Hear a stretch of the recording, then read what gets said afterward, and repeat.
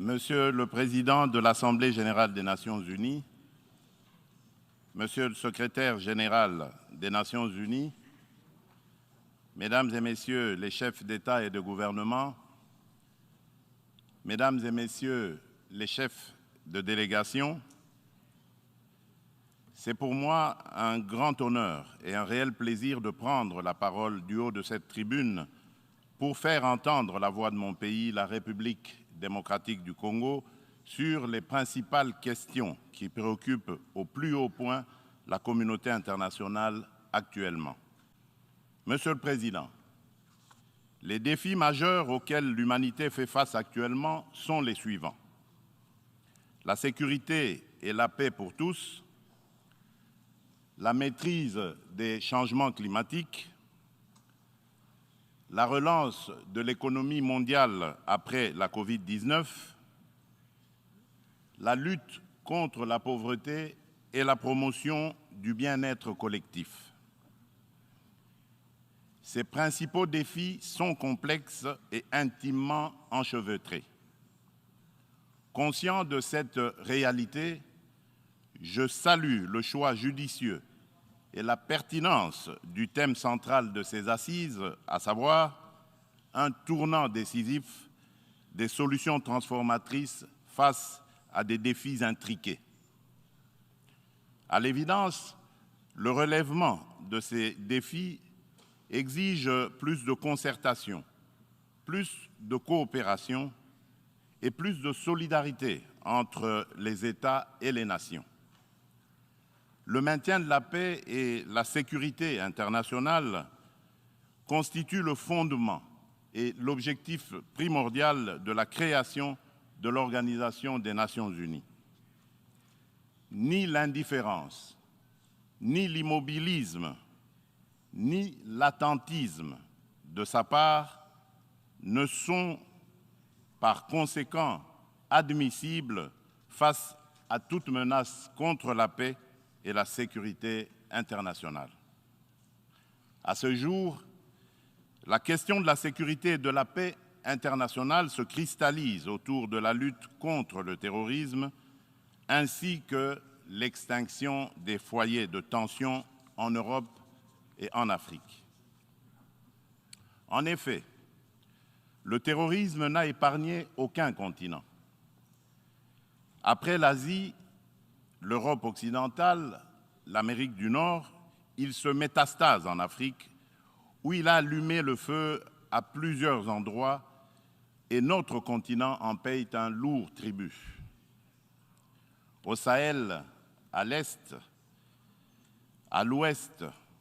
au centre et au sud de ce continent, les terroristes tuent par des expéditions barbares des populations innocentes et déstabilisent des États au nom de l'intégrisme religieux. Certes, des progrès remarquables ont été accomplis au Moyen-Orient dans la lutte contre ce fléau qui a battu de l'aile. Cependant, ce fléau est loin de s'essouffler et encore moins d'être éradiqué de notre planète. C'est pourquoi la République démocratique du Congo, une des victimes africaines de ce terrorisme, est membre de la coalition globale contre l'État islamique, interpelle les Nations unies et les exhorte à s'impliquer activement dans la mise en œuvre des recommandations de cette coalition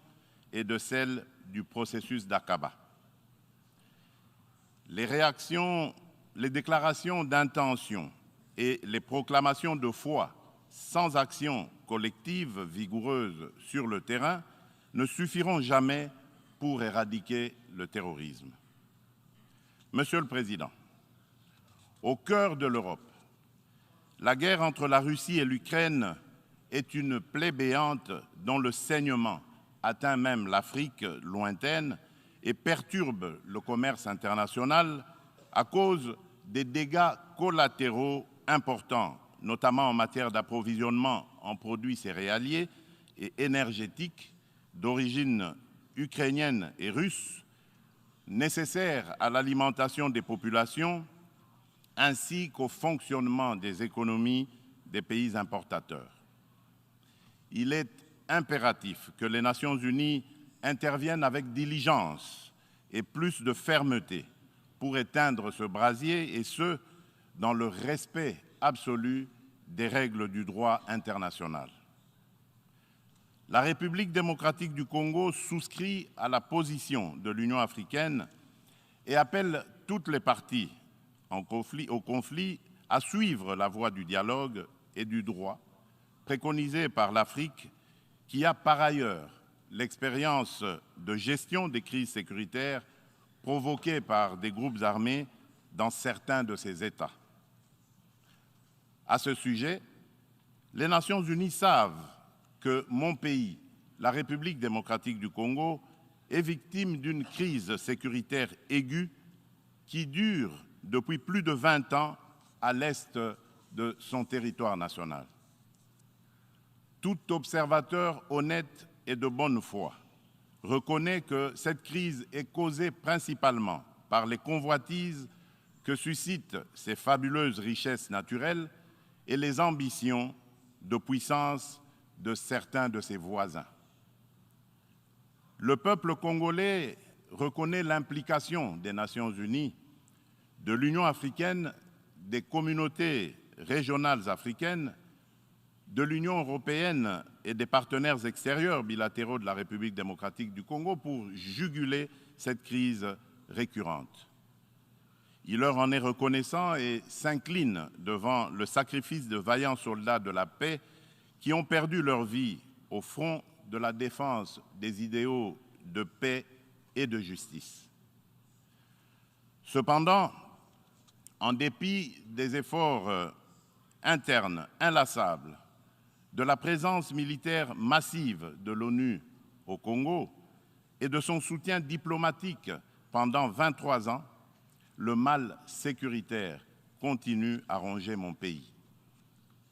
Afin d'éradiquer définitivement l'insécurité,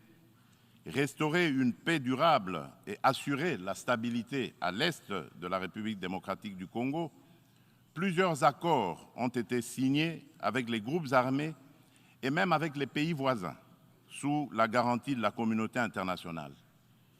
Des mécanismes nationaux et internationaux ont été créés.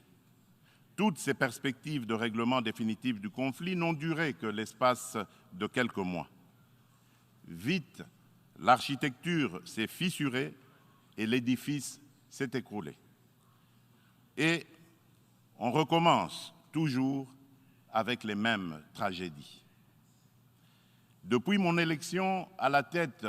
de la République démocratique du Congo, je n'ai eu de cesse de me battre chaque jour pour la paix et la sécurité dans les provinces congolaises de l'Ituri, du Nord Kivu et du Sud Kivu. M'inscrivant dans une philosophie de réconciliation avec nos voisins,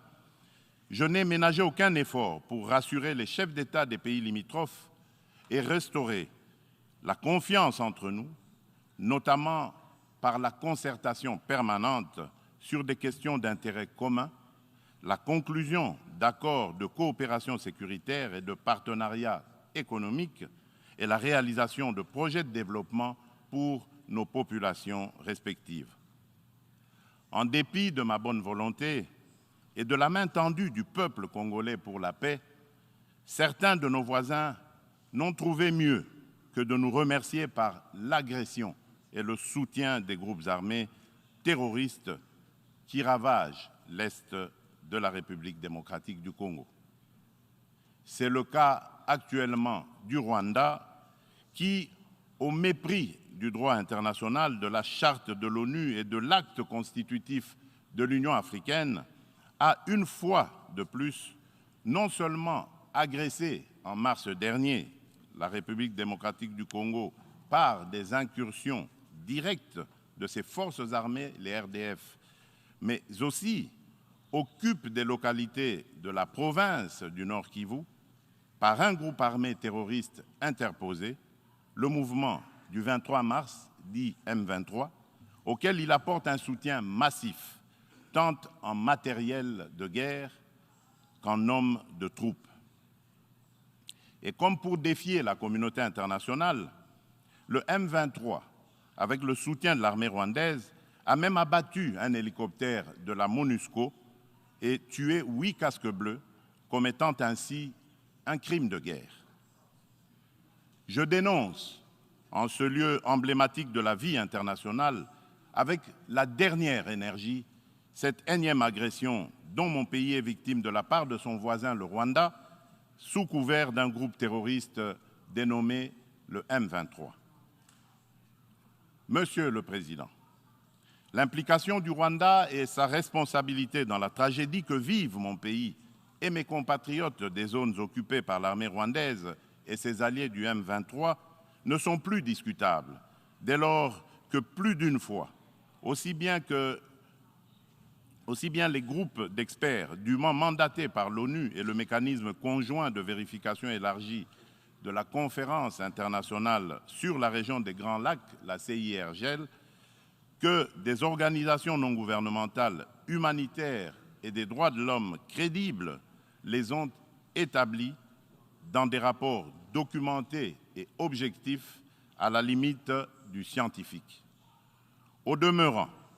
pour éclairer la communauté des nations et mettre fin aux sempiternelles dénégations des autorités rwandaises, le gouvernement congolais réitère sa demande au président du Conseil de sécurité de distribuer officiellement aux membres du Conseil le dernier rapport des experts de l'ONU sur la situation sécuritaire à l'est de la République démocratique du Congo et de le faire examiner avec diligence par lui afin d'en tirer toutes les conséquences qui s'imposent sur le plan du droit, de la paix et de la sécurité internationale. Il y va de l'image et de la crédibilité de notre organisation. Procéder autrement serait, d'une part, encourager le Rwanda à poursuivre son agression, ses crimes de guerre et ses crimes contre l'humanité en République démocratique du Congo, et d'autre part, nourrir davantage la suspicion légitime des Congolais sur l'impartialité de l'ONU, ainsi que la complicité de certains de ses membres dans ces crimes. C'est pour mettre fin à cette suspicion et dissiper l'ambiguïté de certaines positions du Conseil de sécurité sur la crise sécuritaire à l'est de la RDC, ambiguïté qui excède la population congolaise et exacerbe la tension entre elle et la mission de l'ONU pour la stabilisation du Congo, la MONUSCO, que le gouvernement de mon pays a demandé la réévaluation du plan de retrait progressif et responsable de cette mission. Cette démarche d'ajustement est exigée par le constat unanime, même au niveau le plus élevé de notre organisation, des faiblesses regrettables de la MONUSCO, ce qui affecte certainement l'efficacité et la légitimité de l'action de l'ONU en République démocratique du Congo. La réévaluation du plan de retrait de la MONUSCO ne peut par conséquent nullement remettre en cause les relations entre mon pays et notre organisation. Quoi qu'il en soit, je réaffirme haut et fort à cette tribune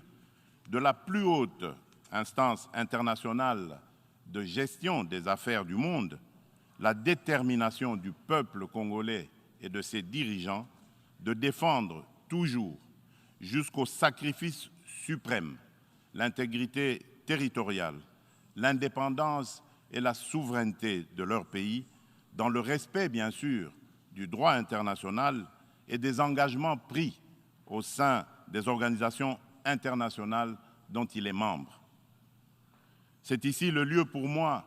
de préciser que l'État congolais et la société civile ne permettront jamais à quiconque de tenir le discours de la haine tribale, ethnique et raciale ou xénophobe dans notre pays. La Constitution de la République et les lois congolaises interdisent un tel discours et le sanctionnent sévèrement. Nul ne peut donc prétexter de ce discours imaginaire pour justifier des aventures criminelles au Congo, diviser les Congolais et fragiliser l'unité nationale à laquelle tous mes compatriotes tiennent. La République démocratique du Congo n'est pas et ne sera jamais génocidaire. De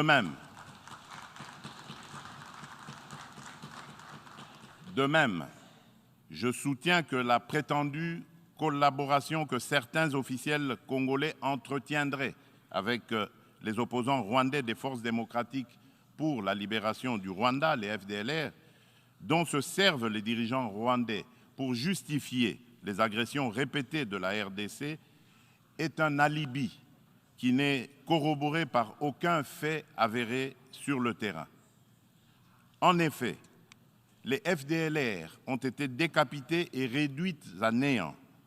par les forces armées de la République démocratique du Congo, les FARDC, en étroite collaboration avec l'armée rwandaise dans le cadre des opérations conjointes menées il y a quelques années. La République démocratique du Congo a en outre rapatrié plusieurs éléments des FDLR et leurs familles. Dès lors, les Congolais se demandent de quel FDLR parle-t-on? Quel est le mètre carré du territoire rwandais occupé par ces fantomatiques FDLR? À quel lieu précis du sol rwandais a-t-on jamais vu un jour un soldat congolais? Quoi qu'il en soit,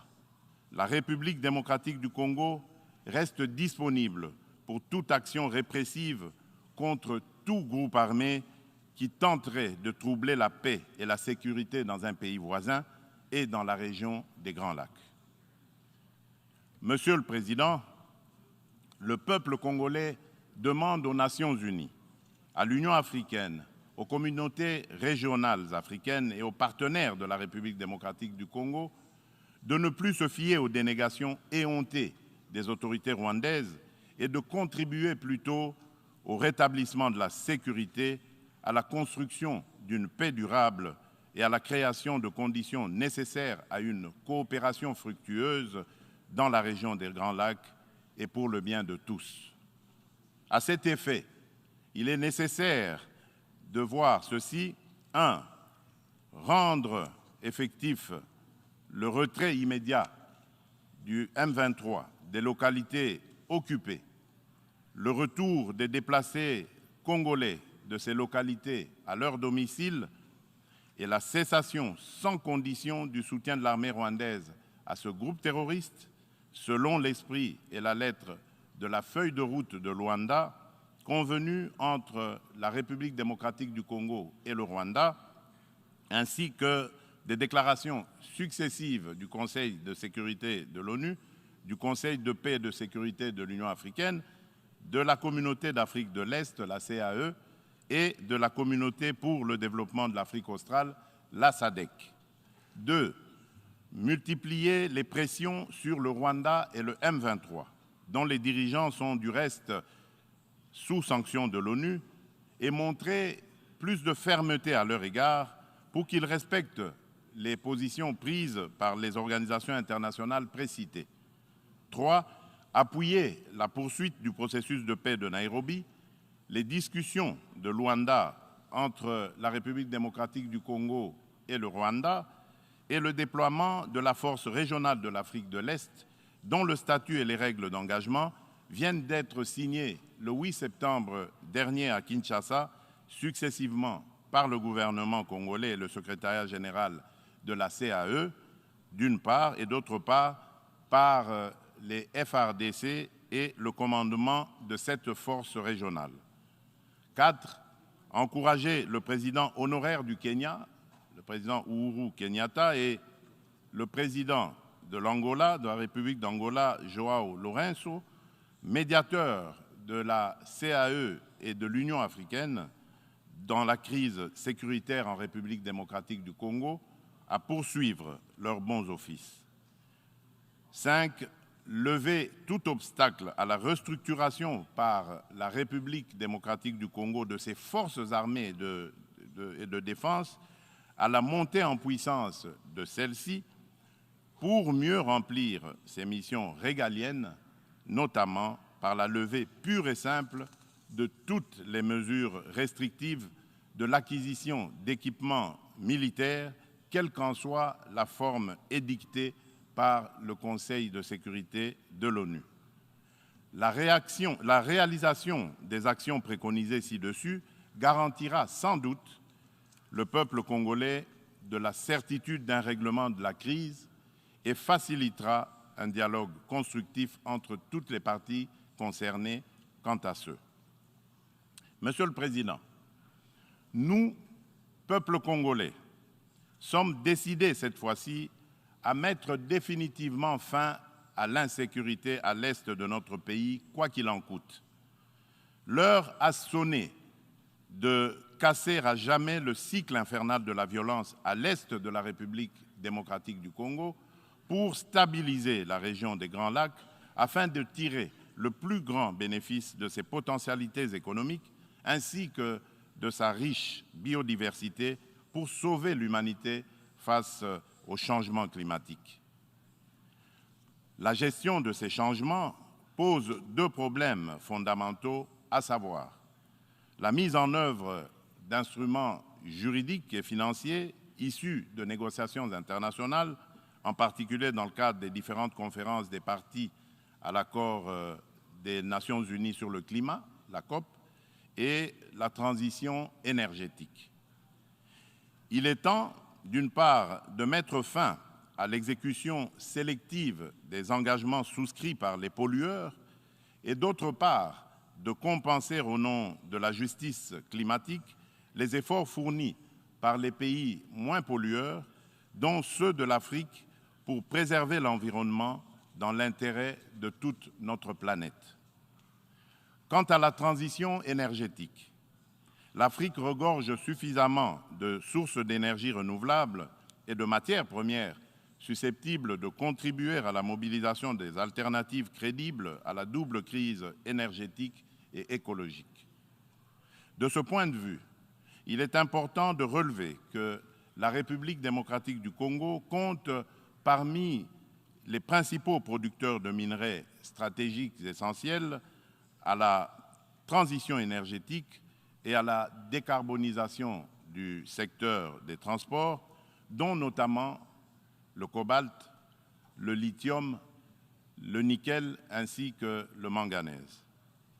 Mon pays s'est fixé comme objectif de produire proprement les 10 minerais à cette fin. C'est dans cette perspective que la République de Zambie et la République démocratique du Congo ont signé le 29 avril de cette année un accord relatif à la mise en place d'une chaîne de valeur dans le secteur de batteries électriques et des énergies propres.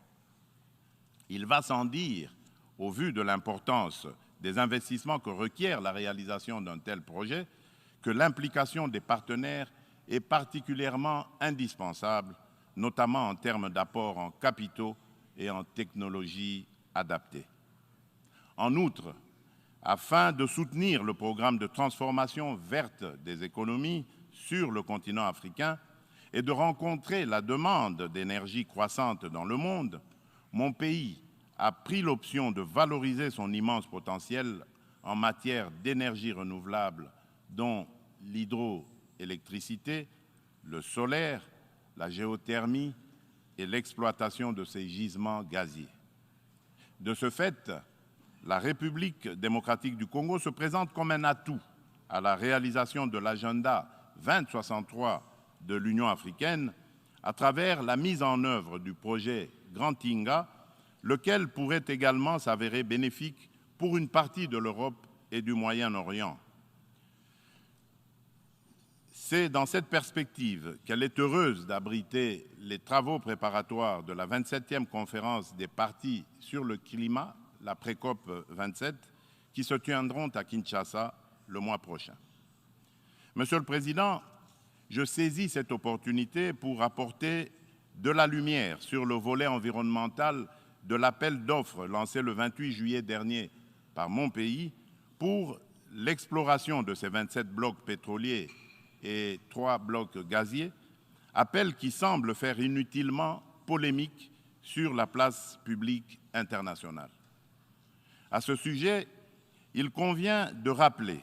qu'aucun instrument juridique international pertinent ratifié par la République démocratique du Congo ne lui interdit d'exploiter ses ressources naturelles pour cause de protection de l'environnement ou par crainte de l'aggravation du réchauffement de la planète. Ensuite, l'accord de Paris de 2015 reconnaît aux pays en voie de développement le droit d'émettre le CO2 pour le développement, mais en prenant des précautions pour le climat mondial à travers leur contribution déterminée à l'échelle nationale, la CDN. Ainsi, le gouvernement de la République démocratique du Congo s'est fixé comme objectif d'exploiter, dans le respect des normes environnementales, les ressources naturelles du pays et de les transformer localement pour leur donner de la valeur ajoutée et booster l'économie nationale, notamment par la création des richesses liquides et des emplois afin d'améliorer les conditions de vie des populations congolaises. Des stratégies et mesures adéquates ont été adoptées et prises pour éviter des impacts négatifs sur l'environnement. Elles prévoient, à l'instar d'autres pays d'Afrique et d'Europe qui ont relevé ce défi, l'exercice de contrôles gouvernementaux efficaces. Il est question pour la République démocratique du Congo d'atteindre ses objectifs économiques et sociaux en préservant ses forêts et en continuant de demeurer le pays solution pour la lutte contre le réchauffement climatique. Mon pays reste ouvert à la coopération avec tout partenaire disposé à l'aider à l'atteindre ses objectifs. Sur le plan économique,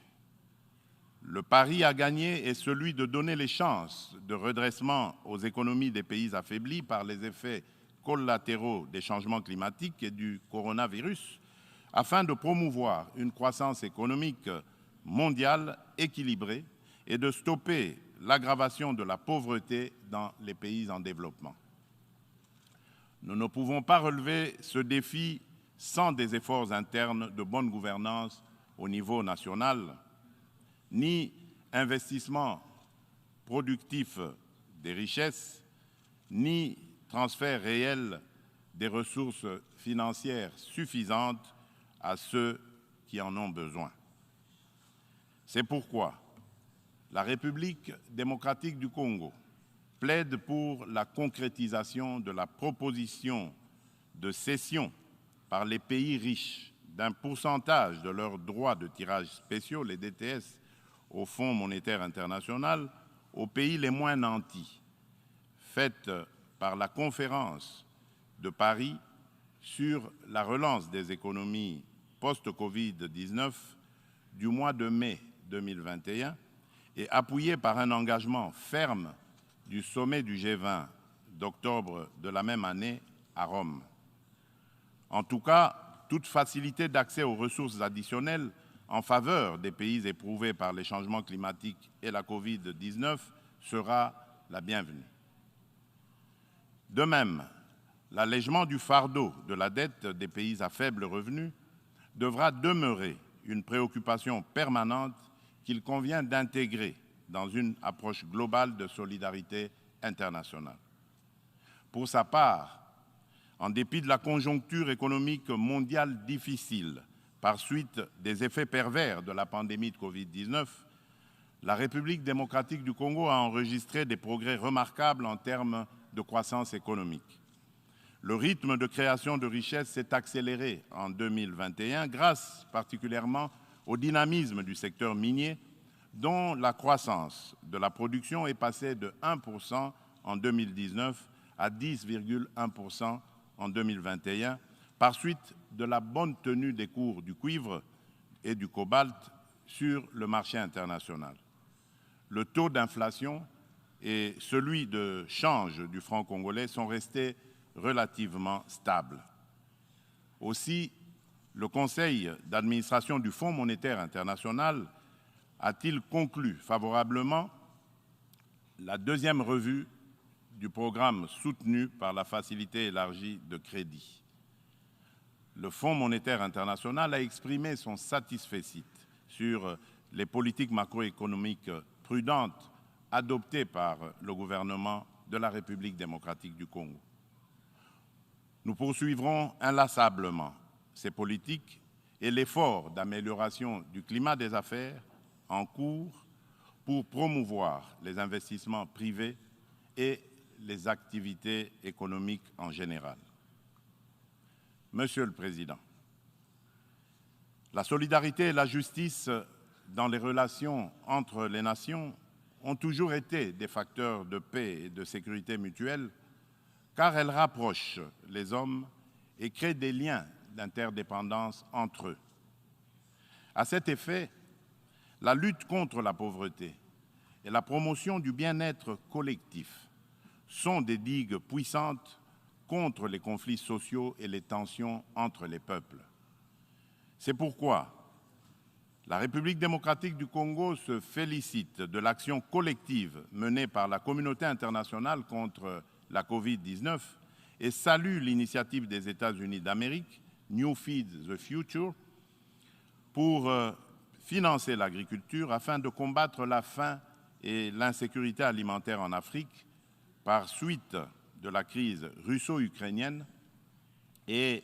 dont la République démocratique du Congo, mon pays, est parmi les pays africains bénéficiaires,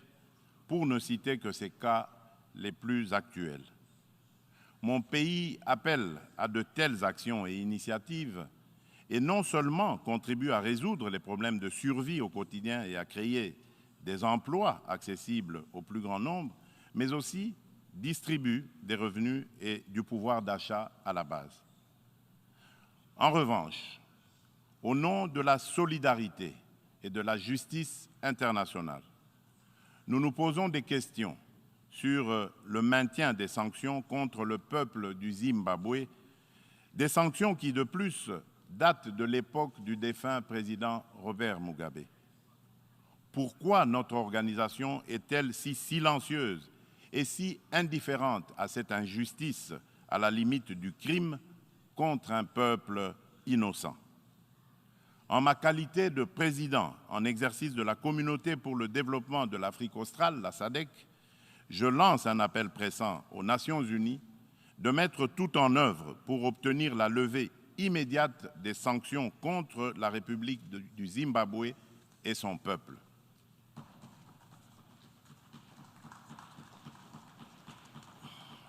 Monsieur le Président, dans ce monde multipolaire, aucun pays, aussi puissant et riche soit-il, ne peut prétendre affronter seul les défis que je viens d'exposer ci-dessus, et encore moins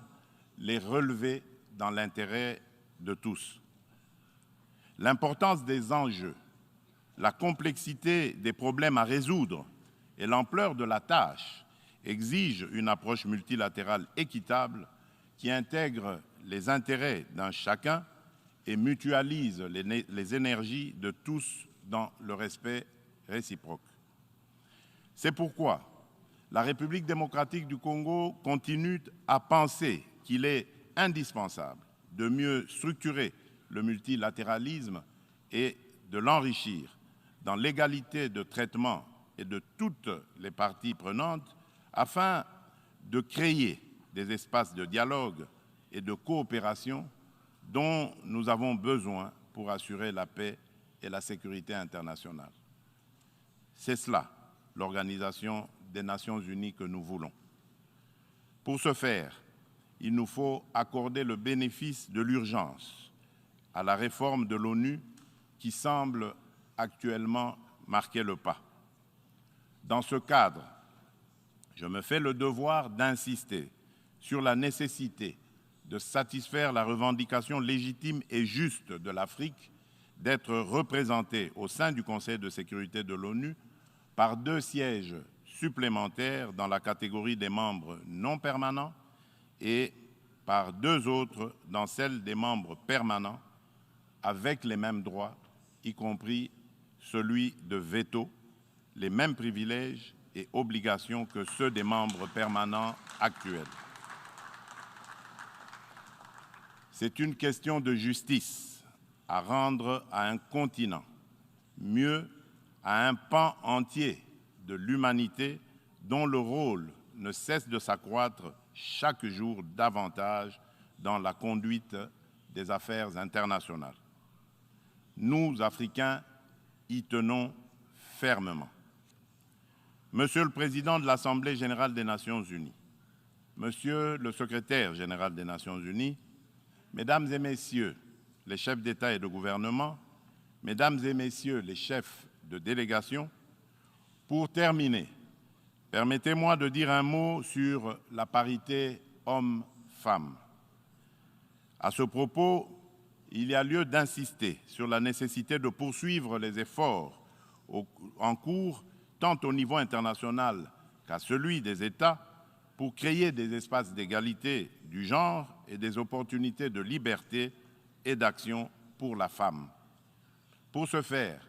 l'implication des hommes dans les politiques de promotion du genre s'avère nécessaire parce que d'une part, l'homme partage la vie avec la femme et d'autre part, depuis des temps immémoriaux, pour des raisons diverses, l'homme s'est forgé une prééminence sur la femme qui lui confère une influence déterminante sur le destin de cette dernière. Nous devons mettre un terme à cette situation de fait. C'est pourquoi, lors de mon mandat à la tête de l'Union africaine, j'ai initié une rencontre des chefs d'État et de gouvernement de l'organisation continentale sous le thème de Conférence des hommes sur la masculinité positive. De ce rendez-vous historique tenu à Kinshasa en 2021, il est sorti une déclaration de l'Union africaine contenant l'engagement des hommes, notamment celui des chefs d'État et de gouvernement, de mettre fin aux violences faites aux femmes et aux filles et apporter des réponses appropriées à cette problématique. Cette déclaration constitue une véritable charte de l'Union africaine pour la femme que je m'attelle à matérialiser en ma qualité de champion de l'Union africaine pour la masculinité positive. C'est dans ce cadre que j'ai entrepris de promouvoir davantage la Congolaise qui occupe aujourd'hui de plus en plus l'avant-plan de la gestion des affaires publiques au sein des institutions politiques, judiciaires et administratives de mon pays. Cette politique volontariste devra permettre dans l'avenir un changement radical, non seulement de perception de la femme et de son rôle dans la société, mais aussi dans la prise en charge par la femme elle-même de son destin. En effet, la parité n'est pas un cadeau fait à la femme, mais une responsabilité qu'elle doit assumer. Je souhaite plein succès aux travaux de la 77e session ordinaire de l'Assemblée générale. Je vous remercie.